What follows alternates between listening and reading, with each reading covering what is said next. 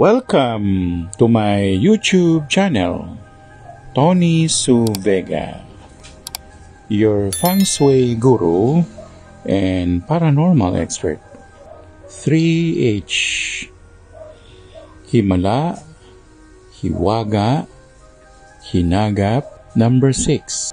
Nasa bahay namin si Ate Gloria kahapon. Binuksan ko ang TV namin pero nainip ako at isinalang ko sa ibang playlist. Andy Williams Karaoke, Love Story. Where do I begin to tell the story of how great love can be?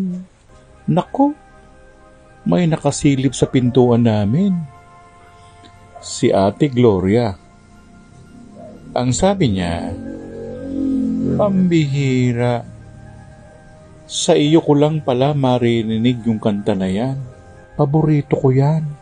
Kumusta ka naman, Ate Gloria? Kaluluwan niya ang kausap ko. Yumao siya noong nakaraang taon. Nako, tuwang-tuwa si Ate Gloria. At nagtagal pa siya para pakinggan ang iba ko pang kakantahin. At nang awitin ko ang kanta na minsan ni Bert Dominic, napaiyak siya. Damang-dama ko ang lungkot na nasa kalooban niya. At pumagulgol na rin ako. Naaliw naman si Ate Gloria.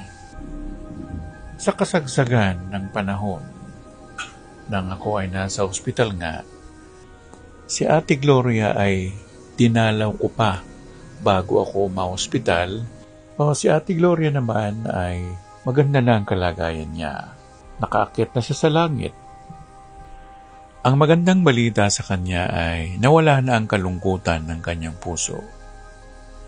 Naintindihan niya na siya ay kaluluwa na lamang, pero wala nang lungkot sa kalooban niya. Nandun na yung mas masaya pala ang kalagayan dito.